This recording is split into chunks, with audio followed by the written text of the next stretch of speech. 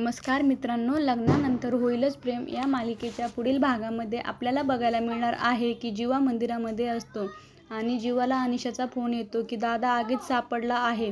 त्यानंतर भावासाठी जीवा धावत पळत तिथं लायब्ररीमध्ये जातो आणि तो पार्थला वाचून त्याला हॉस्पिटलमध्ये घेऊन येतो. त्यानंतर जीवाने संपूर्ण कुटुंबाला याची खबर दिलेली असते, त्यामुळे सगळे तिथं हॉस्पिटलमध्ये पोहोचतात.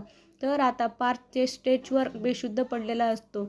त्यानंतर सगळे त्याला ऑपरेशन रूमपर्यंत पोहोचून जातात आणि मानिनी, काव्या, जीवा, विक्रम सगळे खूप घाबरलेले असतात. त्यानंतर मात्र पार्थचं ऑपरेशन सुरू होतं.